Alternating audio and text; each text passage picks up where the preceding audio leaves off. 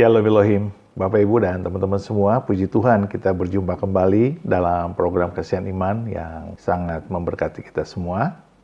Dan saya berterima kasih untuk dukungannya Bapak Ibu dan teman-teman semua, karena dukungan tersebut sangat memberkati pelayanan ini. Dan saya percaya para pemirsa yang menyaksikan program Kasihan Iman ini pasti sangat diberkati. Saya berdoa buat Bapak Ibu dan teman-teman semua dalam perlindungan Tuhan yang sempurna, sehat, bahagia, dan apapun yang dikerjakan, apapun yang diperbuat, apapun yang diusahakan, diberkati Tuhan berlimpah-limpah. Haleluya, haleluya, haleluya. Nah, baik Bapak Ibu dan teman-teman semua, hari ini kita akan berjumpa dengan seorang nona yang bernama Fitriani Rizky. Beliau adalah seorang yang dulunya sangat nakal, sangat brutal di dalam kehidupannya, dan juga sangat anti-Kristus, sangat membenci kekristenan. Tetapi pada suatu ketika, beliau mengalami suatu sakit yang parah, yaitu sakit kanker otak. Nah, di dalam sakitnya inilah beliau didoakan oleh seorang pendeta yang begitu mengasihinya, yang begitu lembut, dan begitu tenang menghadapinya, yang sangat brutal, sangat fanatik, sangat anti-Kristen. Dan bahkan di dalam pikirannya, walaupun beliau didoakan secara Kristen, beliau tetap tidak mau untuk menjadi Kristen. Tetapi Tuhan Yesus menyembuhkannya, dan terjadilah mukjizat yang luar biasa di dalam imannya, dan akhirnya beliau mengikuti Kristus, walau harga yang dibayarnya sangat mahal. Nah, bagaimana ceritanya? Mari kita saksikan bersama-sama. Tuhan memberkati. Ya, silakan saya beri waktu untuk Bapak Ibu Saudara sekalian, 1-2 orang berikan kesaksian, ya. Boleh? Silakan. Ya, puji nama Tuhan. Wow, ya. Boleh di sini ya. Ya. Namanya Oke. siapa? Shalom, selamat pagi. Oke, perkenalkan nama saya Rizky. Nama lengkapnya Fitriani Rizky. Fitri ya. Fitriani Rizky. Jadi saya tadinya dari kemarin Lebaran, sekarang Natal. Iya. Jadi saya mau menceritakan sedikit bagaimana Tuhan bawa saya sampai hari ini.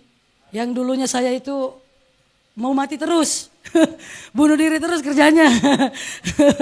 Jadi saya lahir dari keluarga Bugis. Saya asli Parepare, orang Bugis. Kebetulan orang tua saya salah satu bangsawan Bugis. Ya. Tapi karena saya emang pribadinya yang salah bukan orang tuanya. Pribadinya emang bandel gitu kan. Saya disekolahkan di pesantren. Dulu saya berjilbab ya. dulu saya berjilbab gitu kan. Tapi karena pergaulan akhirnya saya jadi seperti ini yang seperti saudara-saudara lihat. Tapi ini sudah dihapuskan sama Tuhan ya. Tuhan sudah tidak melihat ya kan. Jadi bagaimana saya mengenal Tuhan itu ceritanya seperti ini. Saya itu dulu paling benci sama orang Kristen. Jadi yang namanya orang Kristen itu udah saya anggap kafir. Mohon maaf ya, gitu dulu. Jadi kalau saya udah dari kecil udah dikasih tahu jangan bergaul sama orang Kristen itu kafir gitu kan. Nah gitu. Jadi saya setiap ada orang Kristen pasti saya aku katain pasti. Nah akhirnya pada suatu hari Tuhan izinkan satu kejadian, saya kelas 3 SMP baru habis ujian, itu saya ikut balapan liar. Nah itu saya dulu joki, mantan joki. Nah di situ saya kecelakaan, kedua kaki saya patah, gigi patah, rahang patah. Nah di situ saya sempat nggak ingat apa-apa dan diponis sama dokter saya kena kanker otak di situ. Nah 1 tahun berjalan saya nggak bisa jalan, cuma berobat alternatif gitu ya Pak ya, alternatif. Akhirnya saya bisa jalan, waktu pakai jalan pakai tongkat itu saya masih membara-bara tuh, masih pengen naik motor. Tapi papi saya almarhum baru meninggal kemarin. Pas ulang tahun saya meninggal. Ini papi saya yang mengucapkan salah satu, ada kata-katanya menyakiti hati saya. Sampai akhirnya saya putuskan untuk bunuh diri. Karena cita-cita saya kan mau jadi polwan. Dan kedua orang tua saya sangat berharap saya jadi polwan waktu itu. Sementara pada saat saya udah kakinya patah, udah cacat lah, udah nggak bisa dan nggak ada harapan lagi. Akhirnya papi saya berkata begini, kalau saya jadi kamu sudah seperti ini udah nggak ada harapan, saya bunuh diri. Karena hidup saya udah nggak berguna kalau seperti kamu. Seperti itu. Jadi pada saat itu obat yang di tangan saya yang untuk menyembuhkan harusnya 3 kali sehari saya minum semuanya. Pagi saya minum, saya pikir mau mati. Tapi ternyata saya tertidur sampai besok paginya baru bangun lagi. Jadi seharian saya tidur, ternyata nggak mati. Jadi mulai saat itu roh bunuh diri itu ada dalam diri saya. Setiap ada benda yang kira-kira bisa membuat saya mati, saya bunuh diri. Sampai banyak sayatan di tangan saya. Seringkali. Jadi sarung yang bisa buat jerat leher saya itu saya pakai. Sampai berkali-kali saya bunuh diri, kok nggak mati-mati gitu kan? Saya selalu bingung. Padahal yang sampai saya minum Baiklin, tahu Baiklin kan? Saya minum Baiklin, minum racun tikus, semua saya sudah minum. Sampai di rumah sakit, selang di sini masuk, selang sini. Dokter sampai bertanya, kamu berkali-kali ke sini, kenapa kamu? Ada apa? Saya capek Pak, saya mau mati. Kamu mau mati kalau Tuhan belum mau ambil, nggak bisa mati. Saya nggak ngerti juga. Kok Tuhan ini nggak adil sama saya, Tuhan jahat sama saya bilang. Kok saya nggak mati-mati, saya ini udah bosan hidup, saya nggak mau hidup. Karena orang tua saya sendiri saja nggak mau saya hidup. Akhirnya saya pergi dari rumah. Akhirnya saya sudah sembuh, saya bisa jalan normal, saya pergi dari rumah. Ketemulah salah satu dulu yang pernah saya katain orang Kristen. Dia temuin saya lagi nongkrong, saya lagi mabuk. Dulu saya mantan pecandu narkoba dan mengedarkan juga. Jadi masa lalu saya udah hancur lebur. Ini dari casingnya ya. Iya. Tuhan Yesus, makanya hidup saya yang Tuhan kasih sekarang ini saya nggak mau sia-siakan. Iya, betul. Karena ini Tuhan sudah hapus semuanya. Iya. Dulu saya tidak diizinkan sama Tuhan mati, ternyata bukan Allah yang izinkan itu, tapi Tuhan Yesus. Tuhan Yesus yang izinkan itu. Tuhan Yesus yang tahan. Nah, kembali lagi yang saya ketemu sama teman saya, dia bilang, kamu kenapa kok jadi seperti ini kehidupan kamu sekarang? Saya kan orangnya judes ya, ngapain sih kepo urusan orang gitu kan? Enggak, kamu cerita aja, gitu kan? Nah saya ceritakan bahwa saya ini pernah divonis dokter tahun 2011 kalau saya tidak meninggal saya amnesia. Jadi saya bilang begini kan, saya pikir daripada saya tunggu tahun 2011, mending saya buru-buru duluan ya kan? Ngapain nunggu orang udah ditentukan mau mati? Mending saya bunuh diri, gitu kan? Tapi nggak mati-mati. Akhirnya teman saya bilang, kamu ada apa? Saya sakit, saya bilang gitu kan. Saya divonis dokter kanker otak. Kalau kamu percaya, kamu mau, saya ajak kamu. Mau kemana? Kita ke pendetaku yuk, katanya gitu. Kita ke pendetaku. Nanti di sana kamu didoakan. Nama pendetanya Pak Yunus. Akhirnya saya bilang, tapi itu sembuh nggak? Ya asal kamu percaya, kita kesana dulu didoakan. Tapi nggak masuk Kristen kan? Saya bilang begitu. Enggak katanya. Terus singkat cerita saya diajaklah ke pastori. Saya kesana, saya assalamualaikum gitu kan. Assalamualaikum, masuk. Saya nggak duduk, saya langsung. Ya namanya saya orangnya ini kan gerasa gerusuk. Mana katanya Pak Pendetanya? Udah keluar Pak Pendeta. Ya selamat siang. Pak katanya Bapak bisa sembuhin orang sakit. Ya tenang dulu, duduk dulu gitu kan. Akhirnya saya disuruh duduk. Ya ada apa, saya ceritakan lah. Ya saya gini Pak, kata Elvina, saya Bapak bisa sembuhkan orang sakit. Bukan saya yang sembuhkan, tapi Tuhan saya, kata Bapak Pendeta, Bapak Gembala. Tuhan saya. Ya terserah Pak. Kata yang penting yang saya tahu, katanya Bapak bisa doakan. Iya tapi kamu percaya ya bahwa Isa Al-Masih punya kuasa menyembuhkan sakitmu, gitu kan? Nah, saya bilang ya udah, Saya begitu, tapi nggak masuk Kristen kan Pak? Iya enggak gitu. Ya jangan loh Pak, jangan sampai saya masuk Kristen, saya nggak mau gitu kan. Pokoknya saya paling nggak mau lah. Nama Kristen itu udah kayak gimana, tapi karena saya bunuh diri nggak mati-mati, barangkali bisa sembuh gitu kan. Ya udah, akhirnya Bapak Gembala, permisi, mohon maaf saya tumpang tangan lah Pak Pendeta. Tapi mata saya melotot lihat dia gini. Dia tutup tangan, tutup mata, ditumpang tangan. Tuhan yang kami sembah dalam nama Isa Al-Masih, kami percaya darahmu menyembuhkan Fitriani apapun sakitnya, sembuh dalam nama Isa Al-Masih. Dia bilang Isa Al-Masih, nggak pakai nama Yesus gitu kan. Nah doa kayak gini saya juga bisa, kata saya kan. Ya udahlah saya pamit Pak, saya begitu.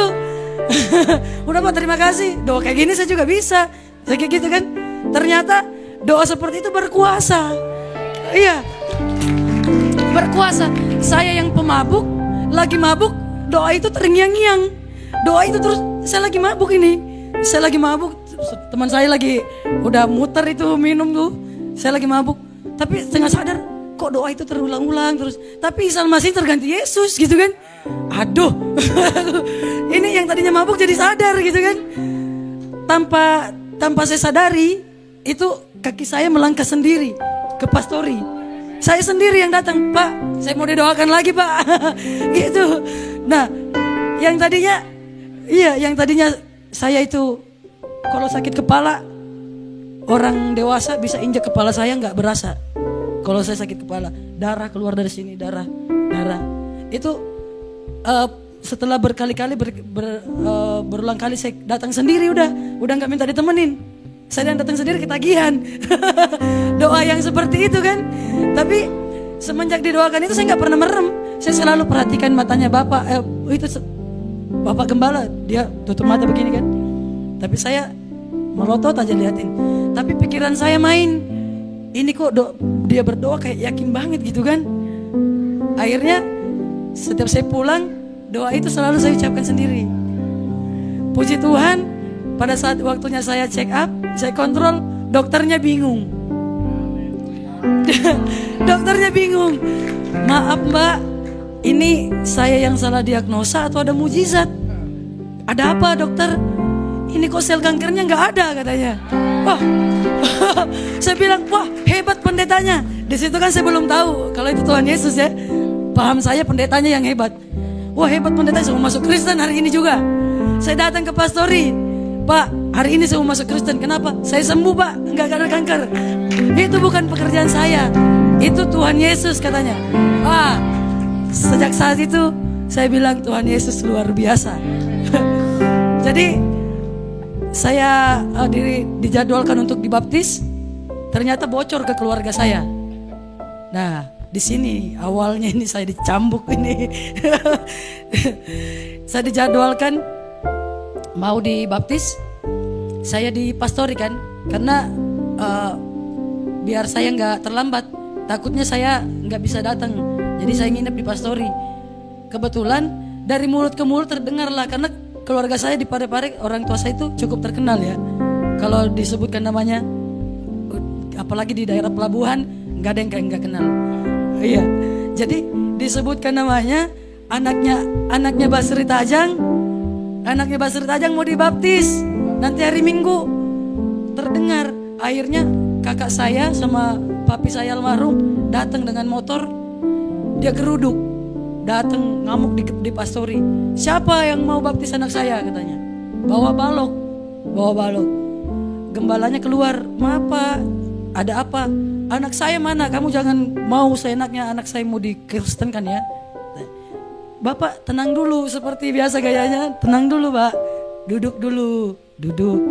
Saya lagi berdoa di dalam, tapi dengar lagi didoakan di dalam doa persiapan. Tapi lagi denger ini ada ribut-ribut di depan. Akhirnya saya ngintip, waduh papi saya gawat. Ini pasti dibakar rumah ini karena papi saya, mohon maaf papi saya mantan pembunuh." Jadi bukan bangga tapi ngeri ya. Orangnya udah almarhum sih. Jadi papi saya, kakak saya, adik saya semuanya mantan pembunuh. Jadi yang datang jemput saya itu semuanya bajingan ya. Mohon maaf. Jadi datang, saya langsung dijapit, dibawa pulang ke rumah. Sampai di rumah saya dicambuk, saya diikat. Tangannya diikat ke belakang, di tiang. Karena kamu mau jadi Yesus toh, katanya. Yesus itu diginiin, oh dipukul pakai selang. Saya di selang segede yang seperti ini yang tebel, dipukul. Sampai badan saya biru-biru, berdarah-darah. Mami saya pikir mami saya mau tolongin, mami tolong. Enggak, ini papi tambah, pukul, bunuh dia. Halal darahnya diminum. Nah itu saya sampai berteriak, Allahu Akbar gitu kan. Karena kan masih ke bawah yang kemarin ya. Allahu Akbar. Papi saya, jangan kau bilang Allahu Akbar, kamu itu anak kafir. Begitu, kau malu-malukan orang tua. Terus selang yang di tangan papi saya patah. Mami saya ambil yang baru, ini pukul lagi. Sampai mati, jangan lepaskan dia sampai mati. Pas saya teriak, Yesus, tolong Yesus. Selangnya patah gitu kan. Nah itu papi saya berhenti mukul. Saya diseret masuk ke, kan rumah Bugis itu rumah panggung ya. Rumah panggung di bawahnya bisa ditempatin tidur. Saya diseret, saya dibawa ke kamar bawah. Di situ saya dirantai. Papi saya bilang, sampai membusuk kamu di sini saya tidak akan lepaskan. Kamu jangan panggil nama saya, panggil saya nama anjing kalau saya lepaskan. Wah itu udah, karena saya kenal papi saya, ini pasti terjadi. Papi saya udah gembok itu rantai di kaki saya, udah naik. Terus di atas masih ngomel-ngomel, masih marah-marah. Mami saya juga masih manasin kan, masih jadi kompor. Jadi mami saya ini kompornya nyala-nyala, gasnya baru. Gasnya isi ulang, masih baru gasnya. Itu anak kayak gitu bunuh aja. Apalagi mami saya kan papanya guru ngaji. Di sekolah kan di pesantren malah jadi Kristen. Anak kurang ajar begitu kan. Akhirnya papi saya karena dia bilang sampai membusuk, waduh. Saya berpikir pasti saya busuk di sini. Akhirnya saya bilang kan, saya ingat, oh Tuhan Yesus kemarin tolong saya. Akhirnya saya bilang lagi, Tuhan Yesus kalau memang benar kau Tuhan, benar-benar ini Tuhan, nggak tawar-menawar. Ini saya pergi dari rumah langsung kabur, nggak balik-balik lagi. Kalau semalam ini saya dilepaskan sama papi saya, ini nggak diragukan lagi, Yesus adalah Tuhan. Jam 12 malam kan bunyi ting ting ting gitu kan. Hitung, 12. Jam 12 papi saya turun. Nah, kamu jangan kayak gitu lagi ya. Dilepas sambil dibuka gemboknya. Nah, kamu jangan kayak gitu lagi ya. Kamu jangan kayak gitu lagi ya. Dibuka. Sini naik. Aku dibawa naik ke kamar, suruh tidur. Tunggu sampai jam 2, orang semua tidur, saya kabur sampai sekarang gak pulang-pulang. Sampai papi saya meninggal kemarin, saya mau pulang, gak bisa pulang karena saudara saya masih mengancam mau bunuh saya. Jadi papi saya meninggal itu pas ulang tahun saya. Maaf, aduh. Ada tisunya. Jadi, iya. Jadi hidup saya yang Tuhan kasih, saya gak mau sia-siakan. Terlepas dari apa yang pernah saya perbuat di masa lalu, Tuhan bilang, hidupmu berharga. Kamu berharga di mataku. Ya. Yang dulunya saya selalu merasa saya ini gak berguna. Benar kata papi saya. Benar kata orang tua saya ini gak berguna. Saya mending mati gitu kan. Tapi Tuhan Yesus lain. Tuhan Yesus bilang, sekalipun dunia menolak kamu, kamu berharga di mataku.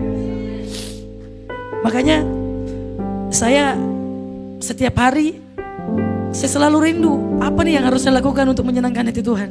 Sampai suatu hari kemarin saya bertemu dengan Ibu Golda. Ya. Jadi saya kesini nih ketemu sama Ibu Golda bukan satu kebetulan ya, rencana Tuhan. Jadi saya selalu setiap hampir 2 minggu sekali saya keliling komplek, keliling kampung doling namanya ya, doa keliling. Karena saya percaya di atas pujian ada kuasa. Jadi saya keliling itu yang namanya, yang katanya orang kalau dulu sebelum kenal Tuhan namanya ngamen. Kalau sekarang ini pelayanan kan. Saya nyanyi doa keliling. Saya nyanyi pakai lagu pujian. Jadi kalau ngamen orang pakai lagu dunia, kalau saya nggak pakai lagu pujian. Saya keliling kampung, keliling komplek. Akhirnya ketemu sama Ibu Golda. Ya, puji Tuhan. Ya, jadi Tuhan yang tadinya saya hampir gila, saya hampir putus asa. Udah bukan hampir lagi, sudah putus asa, tapi Tuhan berikan hidup baru, Tuhan berikan pengharapan baru, dan Tuhan ternyata punya rencana. Saya dipilih untuk melayani orang-orang gangguan jiwa. Jadi teman-teman, saudara-saudara bisa lihat di YouTube ya. Saya pelayanan kami ada di YouTube. Nanti kalau ada waktu, satu tim saya juga semuanya dari seberang. Semua dari seberang. Kami satu tim, semuanya dari seberang, ini dari Madura.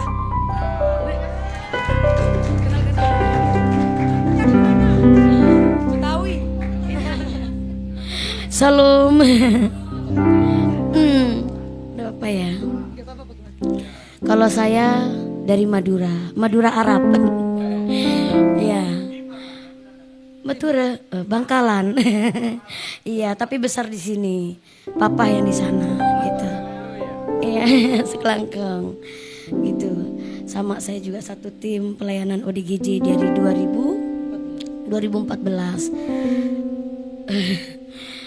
Luar biasa. Sebelumnya saya kenal juga sama Bapak. Sama Pak siapa nggak tahu. Iya. Iya, di showroom. Showroom mobil. Iya.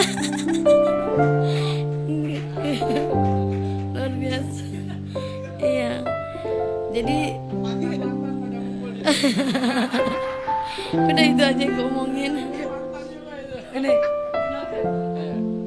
Ya, Shalom. Ini mama saya. Ya, ini mama saya. Saya anak satu-satunya. Perkenalan, nama saya Muhammad Andika Febianto. Usia saya sekarang 27 tahun. Saya mau cerita sedikit boleh, Pak? Sebentar saya. Ya. Jadi dulu hampir setiap hari mama saya sama Kak Rizky selalu berdoa. Pagi, malam, siang, pokoknya hampir setiap hari tuh bisa 4 kali berdoa. Dan setiap hari itu nama saya selalu disebutkan. Muhammad Andika, Tuhan Yesus, kami percaya Muhammad Andika ikut kami. Di situ saya selalu merasa jijik. Saya benci banget sama mama saya dulu. Saya benci banget. Pasti bisa. Akhirnya setiap saya ngeliat mama saya berdoa, saya selalu gini. Saya angkat bahu saya.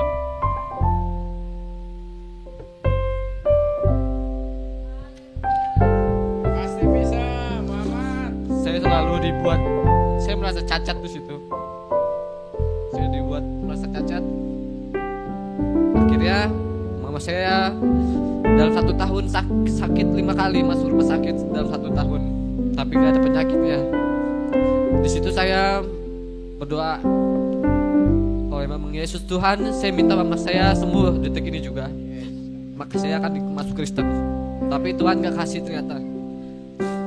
Akhirnya saya pernah bilang mama saya gak mau nikah kalau gak mau orang kampung. Saya kenal sama istri saya sekarang dari game, kenal 2 tahun. Dan dia orang desa dari Gorontalo, Muslim juga.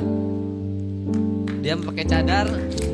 Akhirnya saya bilang sama Tuhan, kalau memang ini jodoh saya dan dia selamat sampai Jakarta karena dia diancam sama mamanya mau dibunuh, mau nikah sama anak orang Kristen. Saya bilang kalau dia nyampe ke Jakarta dengan selamat, saya mau masuk Kristen. Akhirnya dia datang ke sini dengan selamat, tapi saya lupakan jadi saya dengan Tuhan. Karena sekali lagi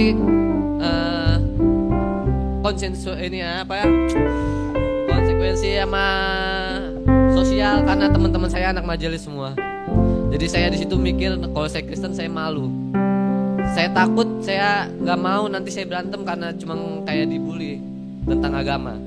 Tapi saya setelah 3 bulan menikah, saya matangkan, karena saya selalu merasa dihantui dengan janji saya kepada Tuhan Yesus. Akhirnya saya bilang ke istri saya, kamu pulang karena kita baru nikah baru 3 bulan, kamu belum punya anak. Dia nanya sama saya, kenapa kamu nyuruh aku pulang? Aku mau masuk Kristen. Karena istri saya bercadar yang setiap hari sholat 5 waktu. Akhirnya istri saya ngomong, gak apa-apa, kita jalani agama kita masing-masing, kata istri saya. Tapi puji Tuhan, saya dibaptis, istri saya juga dibaptis. Haleluya. Yuk, ulurkan tangan Bapak Ibu ke tiga saudara kita ini. Pertama kita katakan selamat datang, Anda bukan orang asing, Anda adalah keluarga kita. Ayo katakan sama-sama, selamat datang, Anda bukan orang asing, saudara adalah keluarga kita. Ya, beri kemuliaan buat Tuhan Yesus. Ulurkan tangan Bapak Ibu saudara sekalian, ya. Puji Tuhan, hari ini mari kita berdoa. Bapa di surga, sungguh benar firman Tuhan yang tertulis dalam kitab Yesaya. Orang-orang Kedar dan Nebayot, keturunan Isakar dan Ismail, akan kau bawa datang ke Bait Allah, menyemarakkan, memuliakan.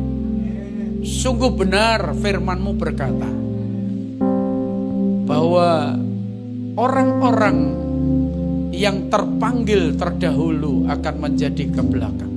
Bahkan kami yang terbelakang akan menjadi terdahulu. Karena itu biarlah lewat kesaksian saudara-saudara kami ini memotivasi, memacu kami. Kalau hari ini kami main-main, kami santai-santai akan kehilangan keselamatan, kehilangan kasih karunia. Karena itu ini saatnya Tuhan, Ishak dan Ismail akan berjalan bersama-sama untuk kemuliaan-Mu, untuk mewartakan kabar baik dari surga. Kabar keselamatan dari surga telah turun bagi kami, keturunan Ismail, Isakar, Kedar, dan Nebayot. Bapa, kami berdoa untuk ketiga saudara-saudari kami hari ini. Tambah-tambahkan kasih karunia-Mu, tambah-tambahkan iman Tuhan. Kami percaya Engkau panggil dan Kau pilih kami untuk menjadi martir sesuai dengan firman-Mu. Karena Engkau sudah berjihad bagi kami, memberikan hidup-Mu mati buat kami agar kami diselamatkan. Demikian juga ketika hari ini kami telah Engkau panggil, telah Engkau pilih, kami pun juga akan berjihad dalam kasih, menyelamatkan saudara-saudara kami yang terhilang, menukar dengan hidup kami. Kami akan mewakafkan hidup kami bagi kerajaan Allah, untuk jiwa-jiwa yang akan berbondong-bondong, yang akan berduyun-duyun dari utara, timur, selatan, untuk menyembah Yesus adalah Tuhan dan Juru Selamat. Engkau adalah Istina Siratal Mustaqim. Karena itu kami percaya. Terima kasih Tuhan untuk kehadiran sahabat kawan sekerja kami hari ini ada di tengah-tengah kami. Puji Tuhan, puji Tuhan, puji Tuhan, kesaksian yang luar biasa dari Nona Fitriani Rizky, dan kita sangat terharu bagaimana beliau sekarang begitu militan, begitu radikal di dalam Tuhan, dan sungguh-sungguh mengasihi Tuhan, bahkan melayani Tuhan dengan kehidupannya sebagai seorang pengamen. Ya, beliau dipakai Tuhan untuk menjangkau anak-anak jalanan, dan itu sangat memberkati kita semua. Kita berdoa terus Bapak Ibu dan teman-teman semua. Kita dukung beliau dalam doa kita supaya Tuhan memberikan kekuatan, penghiburan, dan berkat-berkat agar pelayanan beliau berhasil sukses dan menjadi berkat besar bagi banyak orang. Dan kita terus berdoa bagi mereka yang terhilang, yang haus dan lapar akan Tuhan, yang masih galau, yang masih mengalami kekosongan jiwanya, yang membutuhkan keselamatan, yang mencari jalan yang lurus itu supaya menemukan Kristus, supaya Tuhan datang menjamah mereka dalam mimpikah, dalam penglihatankah, ataupun di dalam saat mereka sedang berdoa ataupun beribadah. Tuhan memberkati kita semua di dalam nama Bapa dan Anak dan Roh Kudus, di dalam nama Tuhan Yesus Kristus. Haleluya, haleluya, haleluya. Amin, amin, amin, amin, amin.